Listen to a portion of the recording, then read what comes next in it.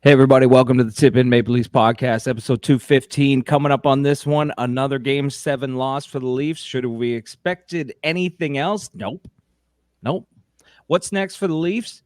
What's to come in the offseason? Who's staying? Who's going? We're going to find out a lot this week. It's going to be very interesting. All this and more coming up on 215 of the Tip In podcast. Why did I think they were going to win? Why did I think anything would be different with this team this time around? Why? Let's hit the intro.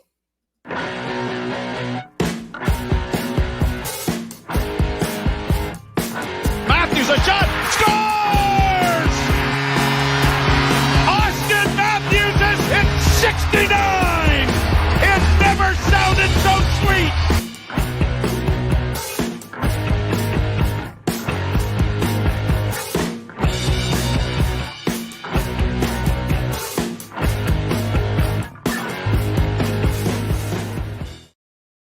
Hey, everybody, welcome to the Tip In Maple Leafs podcast. I'm Chad. I'm Dale. So here we are. We didn't do a podcast after Game 7. Some shit came up. We weren't able to do it, but we're doing it now. And it's kind of good now, too, because there was enough out there. Everybody was doing a video on Game 7. But it was good because I got to watch the locker cleanout, locker room cleanout, the exit interviews, end of the year. Not for everybody. Players only, and Sheldon. Yeah. The management, which will be Sheldon, Tree Living, and Keith Pelly. Did you catch this news coming down late in the day? I did. They moved it to Friday. It originally was going to be Thursday. Why'd they push it back another day? Who knows? Is Sheldon going to be there? They only announced. Sorry, no. I did. If I said Sheldon, I didn't. Yeah, they announced Shanahan, Tree Living, and Pelly. Keith Pelly. So that's a new twist. And why wait? So locker room cleanout for the players and the coaches on Monday, and then we got to wait 4 days to get the management. Like, so what's brewing? Yeah, go ahead. Well, I was just going to say, the fact that they've announced Tree Living and Shanahan will be there, it sounds to me like a vote of confidence for Brendan Shanahan. I'm not, well. What, are you going to fire him on live TV? How awesome would that be? It would be awesome, but they're not going to do that. No, but there could be like I'm resigning or I'm stepping down. I just can't see that. But I think that potentially, okay, look, I want to get into the locker room cleanout and like give our thoughts on what's to come on Friday. Let's just leave that to the very end, okay? Yeah, let's go back to Game 7. Let's go through some other stuff first, and then we'll get into the locker room cleanout and the management that's going to be speaking on Friday. We'll save that till the very end because I do have a ton of thoughts on that. But look, man, the series was lost in Game 4. That's it for me. They no-showed it in Game 1, 5-1 loss.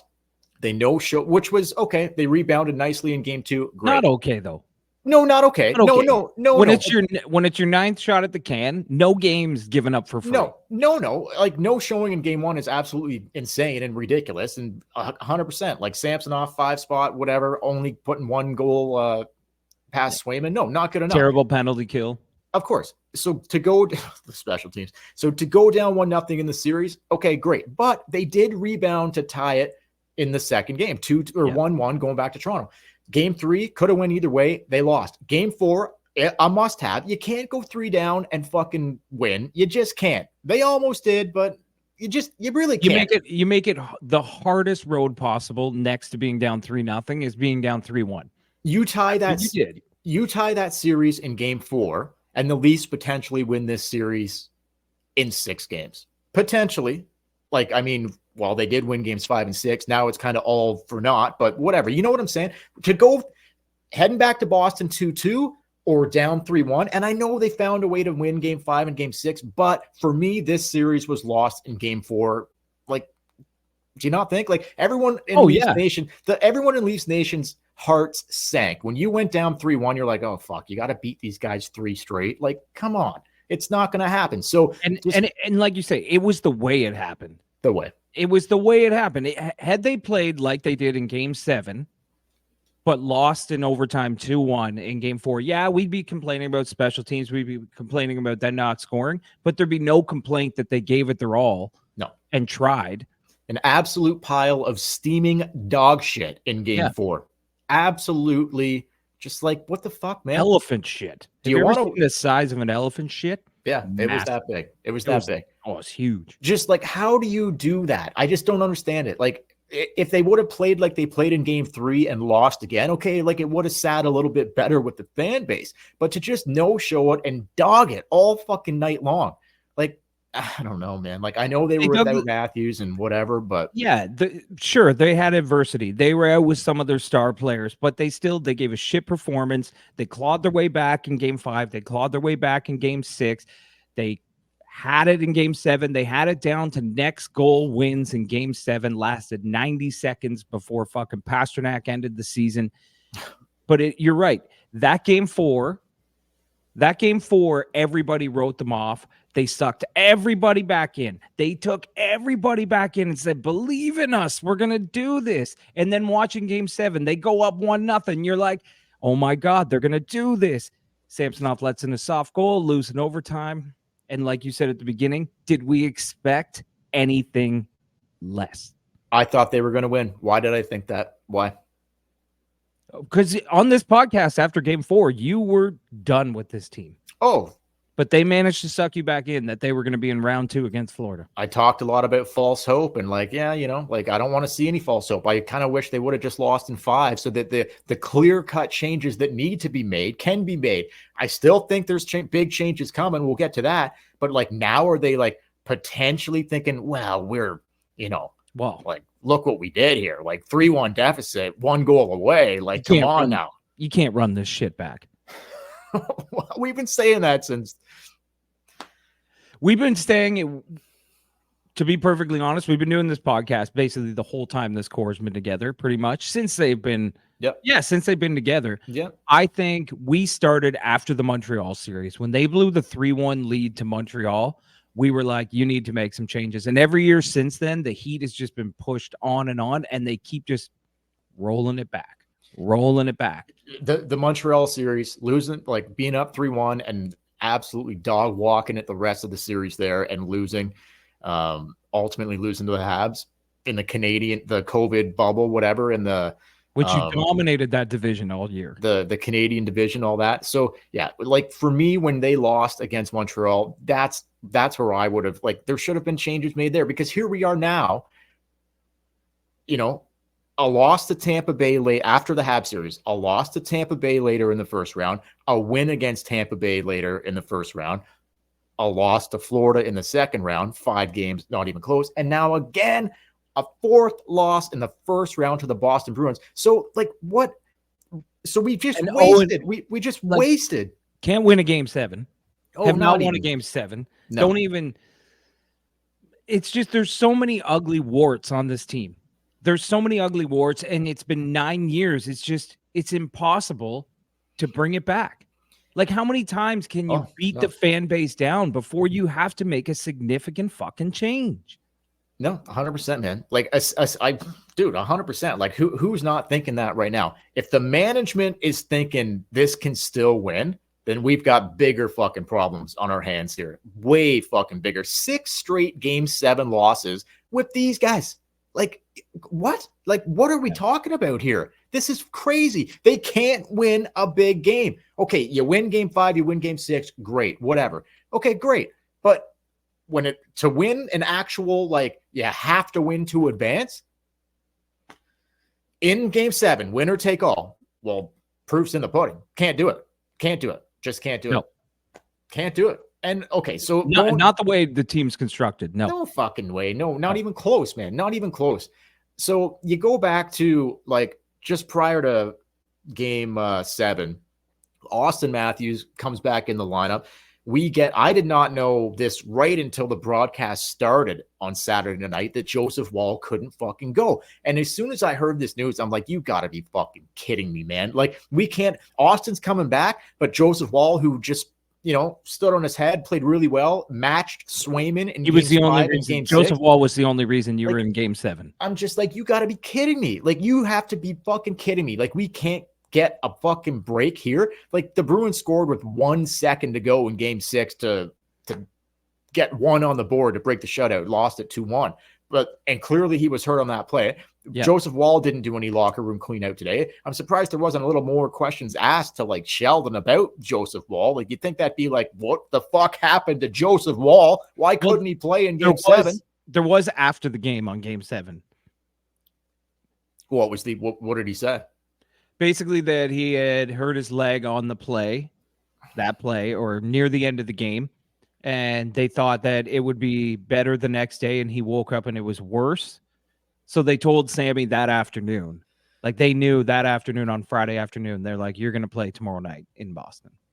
Okay. So they knew 24 hours before that Samsonov was going to start. Like okay, fine. When I heard that at the top of the broadcast on Saturday night and found out like that it was going to be Samsonov, I'm just like, you gotta be fucking joking. Such a Maple Leaf thing. Like, and he played well. He played really well for stretches, but did he let in like 2 goals that shouldn't have went in the net? Yes. Was it all his fault? No. But again, he let in that soft goal when they were up 1-0. That short-sided goal. I don't care. Like, great. Samsonov played amazing. But for sure. You stopped that fucking puck in game 7. You stopped that fucking puck in game 7. No, 100%. Up 1-0 with 10 minutes to go in the game, in the third period, 10 minutes to go, up 1-0. A minute and a half later, it's in the back of your fucking net. And that's it right there. That's it. Like, that's it. And that game play, over. Like, there were a couple minor breakdowns on that play, but the bottom line is the Leafs actually had them good. That's what you want. You want to push Boston out, and you want to have them take a soft wrister from no man's land. That's exactly what happened, and it went in. Right through him. Again, another one right through him. Like, sorry, that's like, at least that's the final game we're ever going to see this cat play in a Leafs jersey. But I will say this, though. During locker cleanout, he was the only guy that took any responsibility for losing. Other than the coach, I would say. Yeah, for sure. But I mean, player-wise, he was the only player to come out and be like, I wasn't good enough. Yep. The only one. Yep. No, for sure. And I'll tell you something. He wasn't the only one that wasn't good enough. Oh, God, no. No. But I'll say this. So, like, going to go back to Wall in a second here, but, like, on the OT winner, so it's 1-1. Like, everyone knows how it ended up playing out, but, like, a dump in from the fucking red line and beautiful dump in. Beautiful dump in. Great, for sure. Like, I guess, they know the boards in their own barn and all that, so no problem. But all of a sudden, you got it was like a 4-man breakdown or a 3-man breakdown. Everybody fucked up at once. JT, Willie, Marner, terrible. Riley, terrible. Samsonov, brutal. Yeah. All of them. Like, 2 minutes. 2 minutes into overtime. 2 minutes. Like, oh man, it was reminiscent to me of, like, the 2013 series where it ended early in overtime. And I remember Reimer laying on the ice and he's just like laying on his belly, swimming, laying on the ice. Like, what the hell just happened there? Samsonov laying on his belly, laying on the ice, like deep in his net. What the hell just happened there? Yeah. I'm just like, you gotta be fucking kidding me with this shit. But I just thought it was the coverage there. Just everybody involved, from the netminder to Riley to Mitch to fucking, you pick them. Terrible. The coverage was absolutely terrible. That was a stoppable puck, and we'll never know what could have happened after that. But, like, you gotta I don't know, like I don't know whose man it was. I know Marner was there. I don't know if that's his man, but either way, somebody's got to step up and do something. Either Riley's got to skate harder and get to that puck, or Samsonov's got to make the decision to come out and play it. Something has got to happen, but everybody just fucking stared at it. Did it not kind of feel to you like they said to themselves, all right, we got to overtime, we're done? A little bit. We did our job. If we lose, I mean, we did our job. To me, it just looked too easy. Just too easy. Like, that was way too easy for the game, the way that game had been played, and then for it to end like that in overtime, just way too easy. For 88 to get the puck on his stick like that and that much space and just walk to the front of the net, Nobody even remotely interested in overtime. Yeah, nobody even remotely interested in fucking, I know. It's baffling to me. You played so good in games 5, 6, and 7, and then the worst start you have to a period is the overtime of game 7. Yeah, it's wild, man. But anyway, I don't know. 1-0, blow a 1-0 lead in the third, OT winner. That's all she wrote. What more do you need to see here? But before we move on to some of the players and some individual stuff, the goaltending thing for me, man, I like Joseph Woll. I think he's got great potential to be a really good goaltender in this league. His injury status, he's always injured. Going back to his junior career, his play in the American developmental system or whatever it's called in the States, right up to being drafted by the Leafs. I think wasn't he injured when they drafted him? I'm almost positive he was injured when they drafted him. I wouldn't be surprised because he fucking is always injured. All his time throughout the Marlies, he could never put a real run together. Injured every season.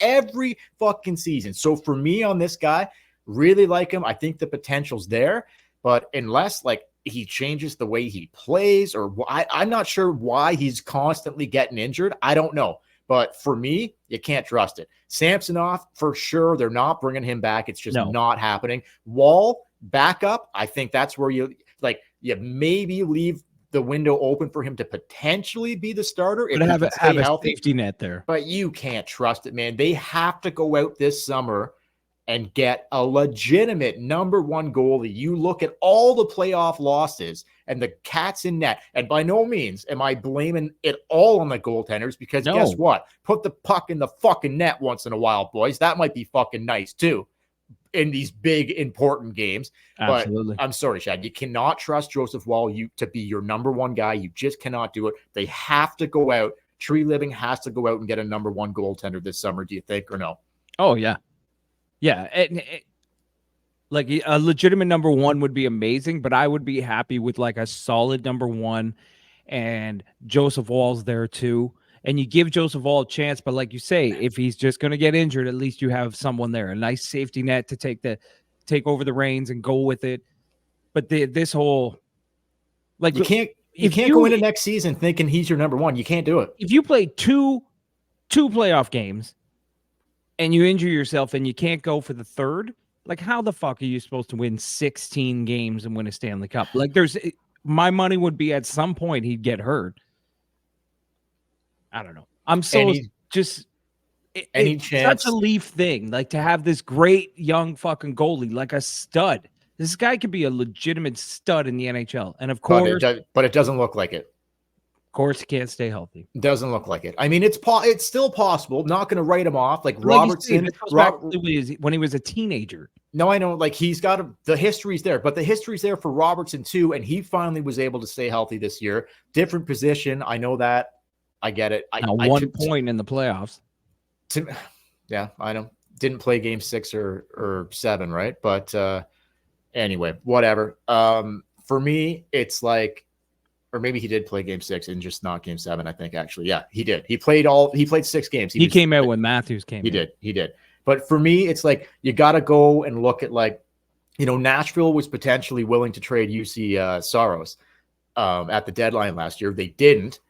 They wanted a big price tag for it, I believe. But there's a guy on a reasonable contract who's a hell of a fucking goaltender. I'd take him in net over both of these cats right now. Does Nashville now think Barry Trotz, who's running the show there, GM wise, whatever, president, is Barry Trotz now thinking well, what did they lose in 6? They lost in 6 games to Vancouver, right? So are they thinking, is Nashville now thinking wow, maybe we can build on what we've got here, so they're not interested in trading the goaltender anymore? Or you still think you could maybe he's just the one guy that jumps to my mind because they were willing to deal him at the deadline. I'm not really interested in Markstrom from Calgary. Calgary trade with the Leafs anyway. Wow, do you think the Bruins are going to make an in-division trade with the fucking Leafs? They're going to be pushed into a corner when they have to sign Swayman. Okay, well, if you can get Allmark, I would do it in fucking 2 seconds flat. 2 fucking seconds. Anything's possible, but I think before, that's definitely trading to a divisional rival, though, Chad. That's a tough one. a goaltender, like that's like you all of a sudden meet up in the first round next year, and it's Allmark against Swayman. That's a tough. Yeah, look, you would think it never happened. Like, would you trade Andrew Raycroft for Tuukka Rask? I mean, shit like that doesn't happen, right? You never trade with the rival. Maybe it's time we do something. Here, we'll give you this guy, and you give us Allmark. Allmark goes on to win us a cup, and you get a fucking dud. And okay, it's Raycroft was a dud. I actually didn't mind Andrew Raycroft as a goalie. The team sucked at the time. Well, he was no fucking Tuukka Rask here, but no, it was no Tuukka Rask. But at least he wasn't like fucking hot garbage. He wasn't. He played like 2 seasons, and then he was gone. And and then Tuukka Rask ended up playing. Terrible. I'm not saying it was a good trade. It was a fucking awful trade.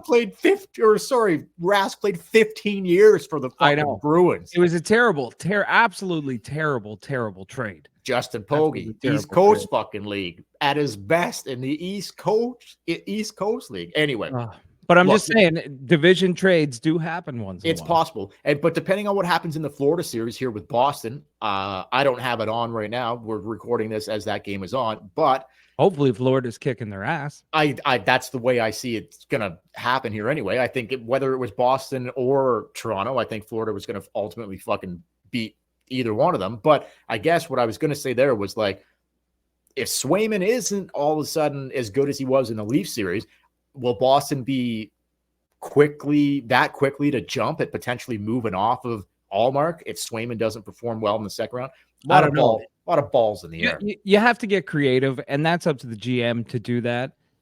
But you also, I think, like the big in the whole big scheme of things, the big picture here, before you can do anything, you've got to deal with the core. Yeah. All right. You've got to deal with the core because that's going to free up the cap space to do the shit that you want to do. Okay. So, yeah, let's move on. So, what more do we like? Goalie. They got to find a goalie, period. You got to find a goalie, but you had half your salary cap tied up in 4 players. And I'll tell you this, the other half of the salary cap did their job in this series. The defense in this fucking series was probably the best defense I've seen the Leafs play in those 3 games. The other half, not 44. No, not 44. But what I'm saying, okay, well, I'll throw him in with the core then.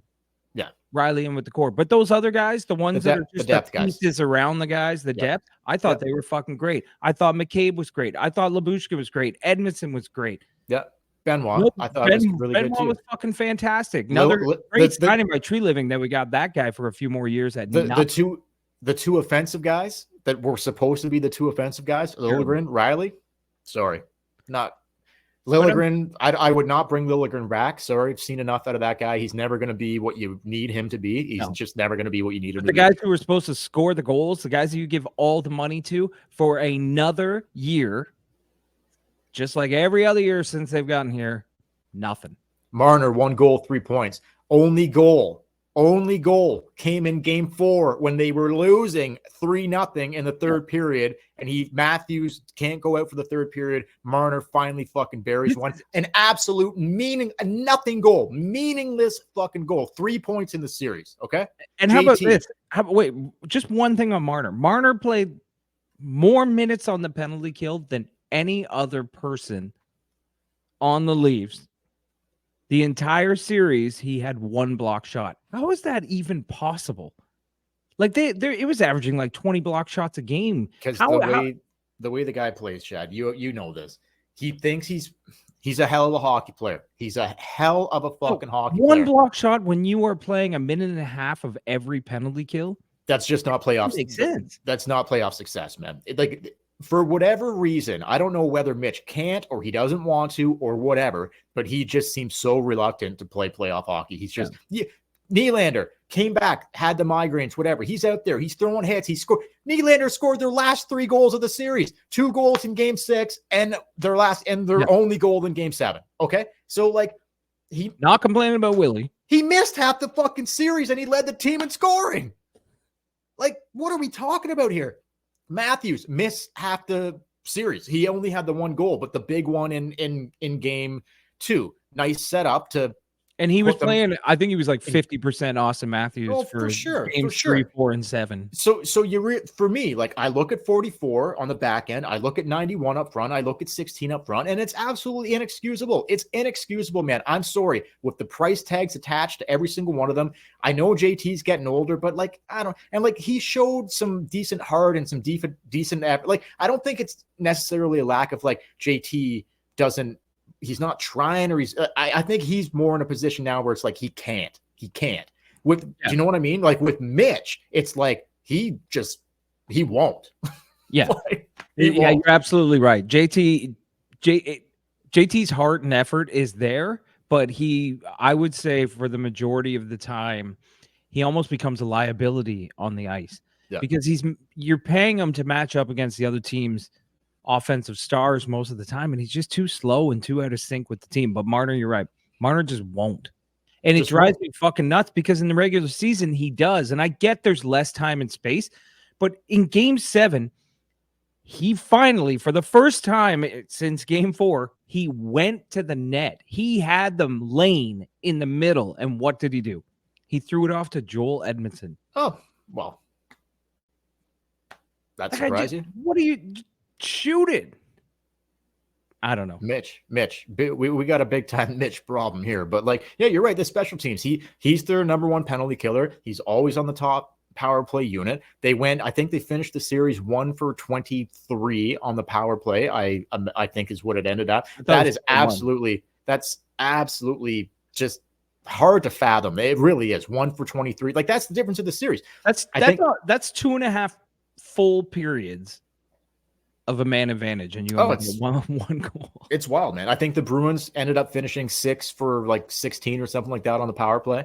And like, well, there's your difference. 6 power play goals compared to 1. The Leafs, like this, I don't think this is that far fetched. The Leafs literally score 1 or 2 power play goals in this series, and they're playing right now against the Florida Panthers. Yeah. Like that's 1 or 2 more power play goals, and they're still playing. The series, Boston was just like, here, take it. Do you want it?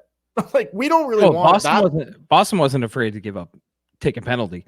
No. I just like Boston. Just to me, they look like both teams were just kind of like, do you want to win this? I see the series. Yes. No, you take it. We don't really want it. I know. No. You guys take it. We don't really want it. No. You guys go ahead. We don't really want it. That's what I mean. Going into game 7, it was weird. You had 2 fan bases who were convinced that their team was gonna.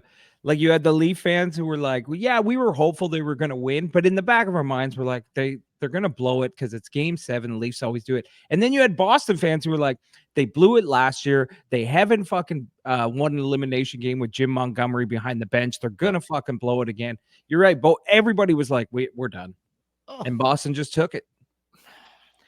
But you're right. Score a couple more power play goals. Kill a couple more penalties. This series is over. Toronto wins. But they just can't find a way when they need to find a way. They can't do it when they need to do it. It's the same script. It's the same fucking script, man. So we can talk about Mitch. We can talk about JT. We can talk about Riley. We can talk about Keefe, Shanny, whatever. Clearly, Matthews and Nylander are the top 2 fucking offensive threats and the top 2 offensive players on this team. It shouldn't even be up for debate anymore. Like it's then make them the team.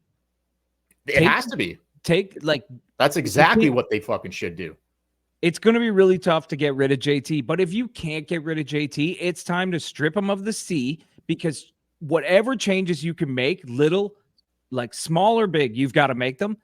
Take the C away, give it to Austin. This is Austin and Willie's team now. We're going to build around them. JT, you're going to fucking move to the wing. You're going to do what we tell you to do. That's what you got to do, man. You're right. Build this team around Willie and Austin. Everything else can go. I agree. Totally agree. I'm going to ask you a couple quick questions here. Yeah. So, like, keep in mind, you know this. Everybody knows this. 3 players in particular, okay? Yeah. Riley with the no trade clause.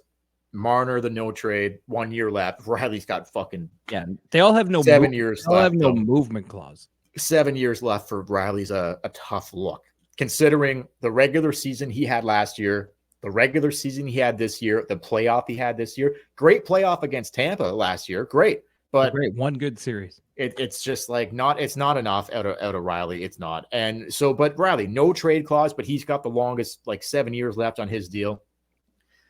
Marner, 1 year left, no trade. Tavares, 1 year left, no trade. No movement. Whatever. Okay. So what would you do there? Those three guys. So Nylander, Marner, Nylander, Matthews, they just signed their new deals. They don't kick in until next season. And I don't want those guys going anywhere. The way those two played in the playoffs, they showed like not afraid to hit, not afraid to go to the net. Like I'm fine with 34. I kind of wish the other two guys had been the ones that were hurt. And we had had Willie and Matthews healthy for the whole series. No kidding. Might have been a little different. No kidding. But listen, man. But 44, 16, 91. Do you even want any of them back? Or if you were able to move off of any of them or all of them, would you do it? And how would you even fucking go about it, Chad? I know that's a lot to throw at you. I would move off anything at this point. Like I would move other than outside of Willie and Austin. Anybody on this team is movable. You haven't done shit in 9 years. You can go. But listen, Riley's going to be impossible. The contract's too long. And I don't think they want to move Riley. I just don't feel like he's in the bubble. I think he's not helping them win. He's not helping them win. You're right. But I think in the crosshairs, they have JT and Mitch. But this is the thing. I was looking at this today. And if you can get JT, because he's the guy I would target first over Mitch. I would try I don't know to move John Tavares. But listen, the one good thing the Leafs have is they pay out their money in bonuses. Mitch is delusional. You're aware of that, right? Like we'll get into the comments in a second. But sorry, go ahead. Let's say you got JT to somehow be like, yeah, okay, I'll waive my new movement clause. On July 1st, you're going to pay him $10 million. Right? But so yeah, if you can find a team who's willing to take the $11 million cap hit, but they're only going to have to pay him $1 million in salary. Great point. It's doable, but you have to get him to waive his no movement clause. And I just feel like JT's going to be like Sundin back in the day. I want to stay a Leaf. I want to be a Leaf. He's not leaving. Mitch, if you can get Mitch to waive his no movement clause, same thing. He gets paid mostly in bonuses on July 1st, so it's not a lot of salary. But I think the market for Mitch will be big. There are a lot of course. I know a lot of teams that want to win a Stanley Cup might look at him and be like, well, he doesn't perform in the playoffs. But you know what? If I'm trying to sell fucking tickets in Utah or Buffalo or Columbus or something like that, well, I know Columbus has a pretty good he has the cards, Chad. Is he going to accept a trade to one of those markets? I'm just saying, if you could get him to waive his no movement clause, there are plenty of teams that would line up because he would put asses in the seats in the regular season. You put this guy on your team. He's crafty. He's so much fun to watch in the regular season. He can be a game breaker in the regular season. Oh, I'm with you. Tons of people would take him. There's going to be a lineup for Mitch, but you've got to get – it doesn't matter. They've got to waive their no movement clause. I agree, but Tree Living's got to go to 16, and he's got to say, look, Mitch, there will be no extension on the table. So wait, give us a list, and we'll do our best here. Or you run it out and we lose you to free agency, whatever. And he might say, well, fuck you. I'll play the final year out and that's whatever. Right. And that's fine. Okay. Yeah. That's fine. I just want the money gone. I don't want to re-up Mitch Marner. I'm not interested. I've seen enough. I don't need to see any more of this fucking guy. I cannot deal with another one of these fucking 7-game performances of just like giving you nothing for the value. It's insane. It's absolutely fucking insane. So yeah, like dude, for sure. Like you name teams that like Seattle, whatever, like there's teams I think even potentially Riley, like I don't know, man. Like there might be a market, but that's a long contract. You send Riley out to the West Coast where he's from, like there's potential. You don't think Vancouver would be interested in bringing in Morgan Riley? I think they would. Maybe, but it's 7 years. JT and Mitch are 1-year contracts. No, that's true. And they're trying to re-sign Patterson and shit. Like I understand that. Like Vancouver though, like where he's from, like he would go out there and not be the number one guy. If Riley was like legit a number 3, he could really help you. Okay, but what makes you think after his performance that they even want him? Like you don't want him on your team anymore. Why would No, but if Riley was like, they've always tried to fucking square peg round hole with Morgan Riley here. He's not a fucking number 1 defenseman. He's not. He's just fucking like not. One. He's just not a number 1 fucking D-man. Okay. Like if you put it out in Vancouver, now you got to find a general manager who believes he is a number 1 defenseman because he gets paid like one and he has a contract like one. Okay. No, I'm saying like, I don't know. You playing with Hughes out in Vancouver, and he's probably a good number 2 or a good number 3. But it's just I don't know. with I hear the year after when the salary cap goes up, it'll be a lot easier. Of course, but to fit the money in next year is going to be very tough. Well, That's why I'm saying with 1 year, you can find people to do a deal with that will take on $11 million in cap hits for 1 year. Okay. That's what I was going to say to you. Like, is the 2024-2025 season going to be an absolute waste for the Leafs if they can't get done this summer what they need to get done? Because then if Marner refuses, if JT refuses, whatever, then they can just walk away from both of them. Don't offer them a deal. Boom. There's fucking $22 million right there with these guys off the fucking books. But then we're looking ahead to 2025, 2026. So is next year potentially just going to be like a fucking, well, run it back, but we ultimately just waiting for the fucking 2 big contracts to come off the books? Like, is that a possibility? It is, right?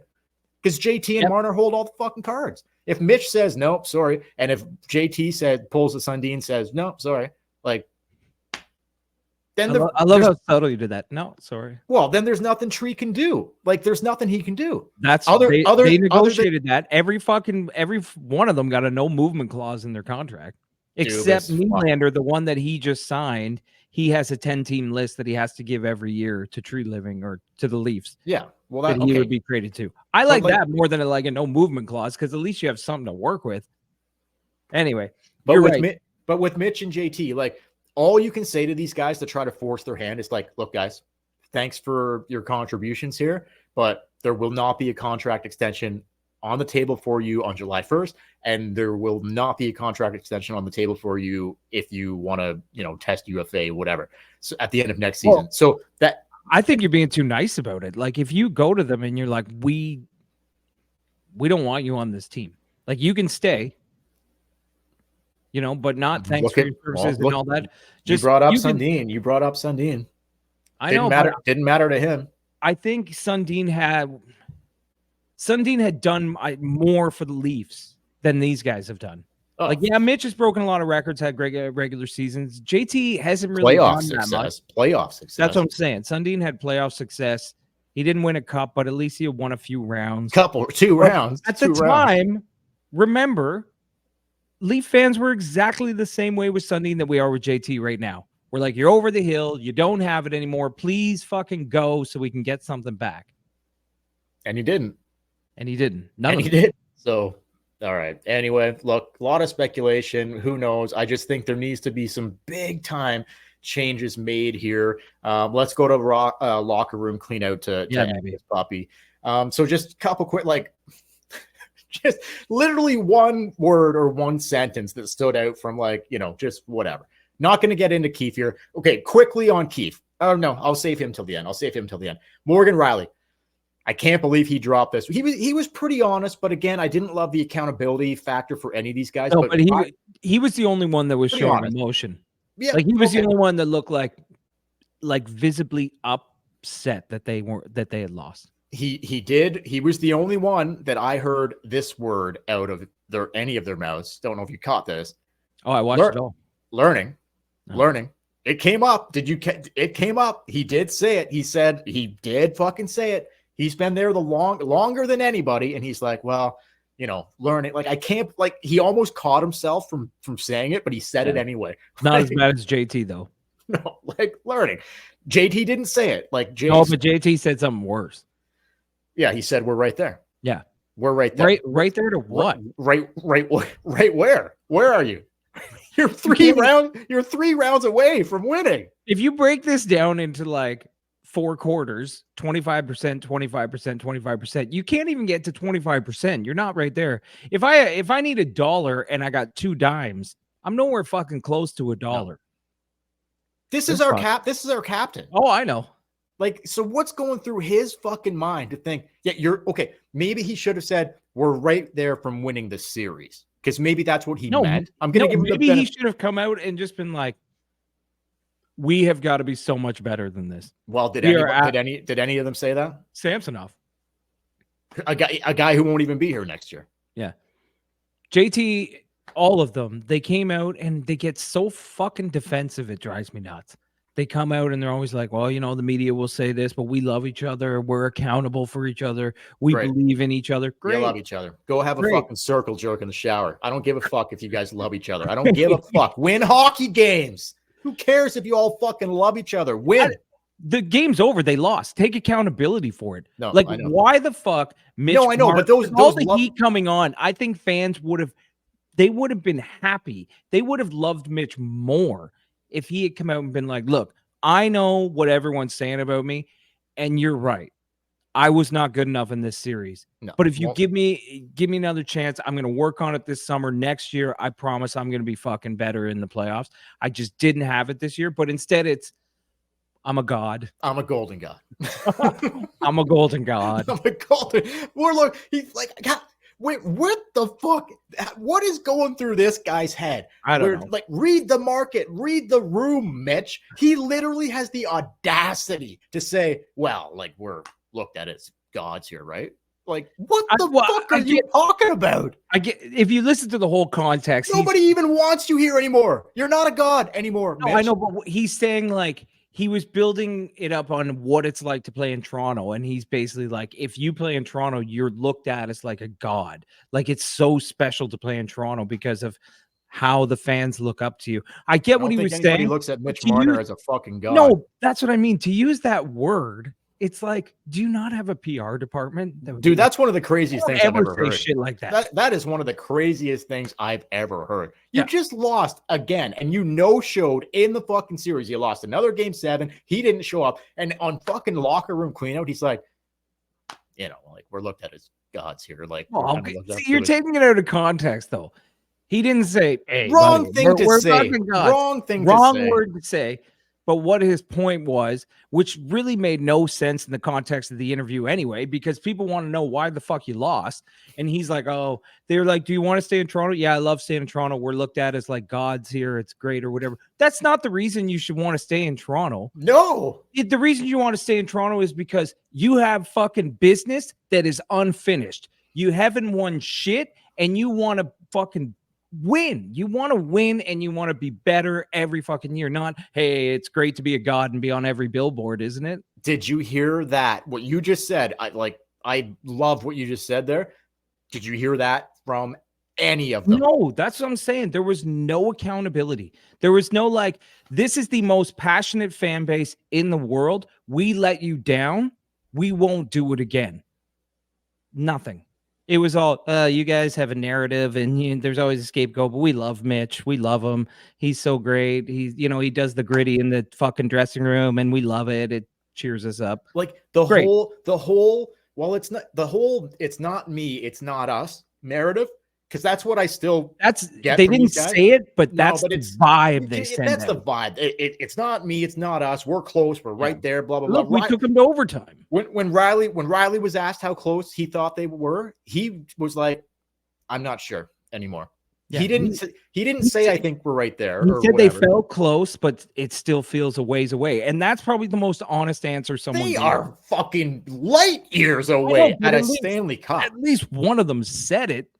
That they're ways away. Like they might be close to winning a series, but going on a fucking deep run and actually lifting that fucking thing, light years away. All right, Chad, let's get closing this puppy out.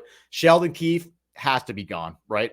Like it's a formality at this point. There's no way Sheldon Keefe comes back, right? Did you see the TNT broadcast with Berube?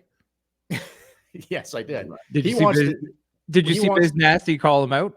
Yeah, last night? I saw parts of it. I know he wants the job. Berube, so Berube made a joke on the show at Biz Nasty. He made a joke at him, and then he's like, "Hey, you be quiet over there, Berube, or I'm gonna break the news that you're the next Leafs head coach." Yeah, he wants the job. I don't think it's a big secret, but we'll see. And the video where they compare the Game 7 speeches between Keefe and Berube is awesome. If you haven't seen it, go on YouTube and Twitter. It's there. I haven't. I'm going to though.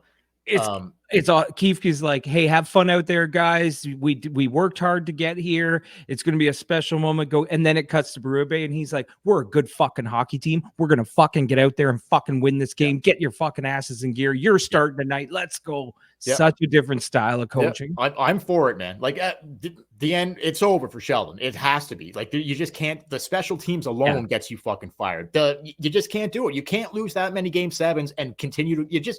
You can't do it. They have to make a coaching change at the absolute fucking minimum. And I'm for whether it's Berube or if they could potentially poach Cooper from Tampa. I don't see that happening, but.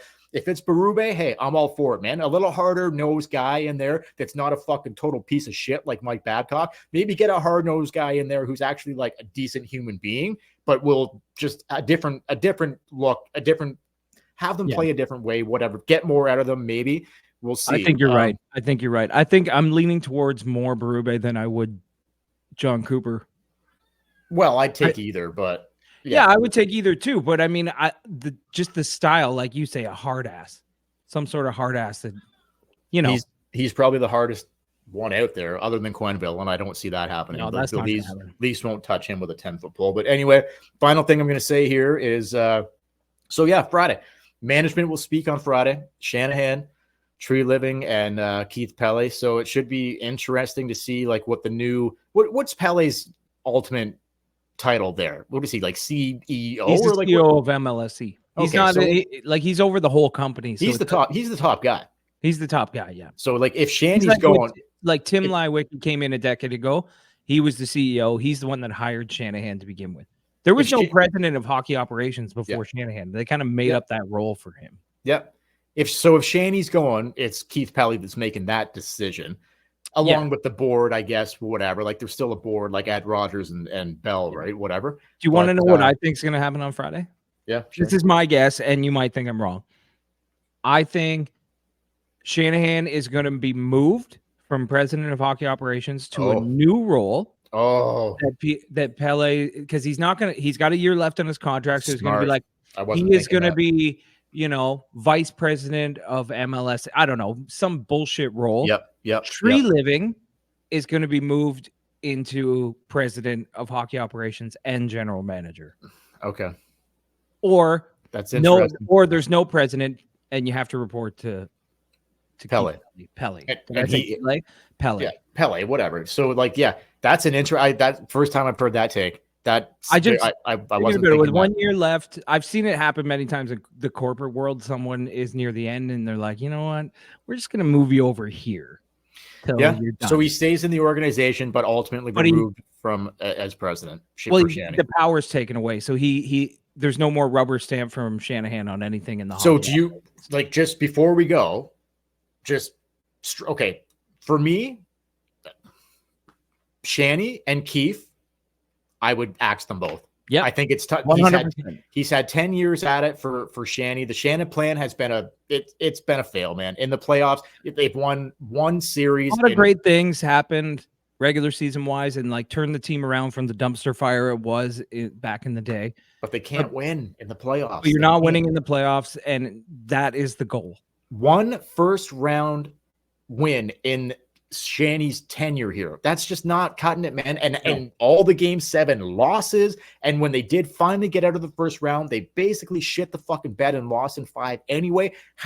Why does Shanny need another fucking if Shanny's walking in there to Pele's office and is like, what do I need to keep my job? Now I need to trade one of the core 4, or now I need to do this. Well, Shanny, you should have fucking seen that fucking when they lost to Montreal and been like, these guys aren't it. Yeah. Not the right mix. We need a different, and not just surrounding the core with different pieces. The core guys, the core 5 guys, it's not going to happen. No. At least two of them need to be removed, if not fucking 3. I'm not convinced it's all going to happen this offseason, but I think it will happen, and it needs to happen before this team does fucking any serious damage in the playoffs.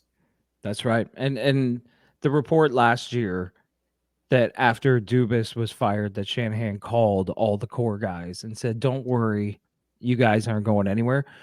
When that report came out, right there, you should have known that he was delusional and out the window. and he should have been gone. But anyway, anything else, man?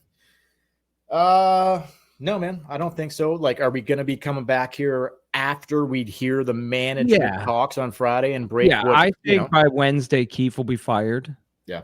And I think they may name a coach on Friday as part of their special announcement. And we'll see if I'm right with my shot in the dark that Shanahan's going to be made some sort of fucking special advisor of something and be stripped of his president of hockey operations. That is my guess, but I like that take. Listen, man, one playoff win in the last 9 years, but in the words of our captain, we're right there. Oh, yeah, right there. All right. We're right there. Right there. Anyway, for the Tip in Maple Leafs podcast, don't forget to follow us on Facebook, Instagram, and YouTube at the Tip in Maple Leafs podcast, TikTok, Tip in Podcast, Twitter, or X, Tip in Pod. If you want to rate the show on Apple or Spotify, go ahead and give it 5 stars. Hit like and subscribe on YouTube and hit the bell so you get notified when we post new episodes. And until next time, I'm Chad. I'm Dale. We will. Hey, I've never seen in my entire lifetime, as long as I've been alive, I have never seen the Toronto Maple Leafs win more than 2 rounds ever. I've never seen them Eastern Conference. Dale, that's because they haven't won. They've never won more than 2. No, I'm pretty sure in 1967, you only needed to win 2 to win the cup.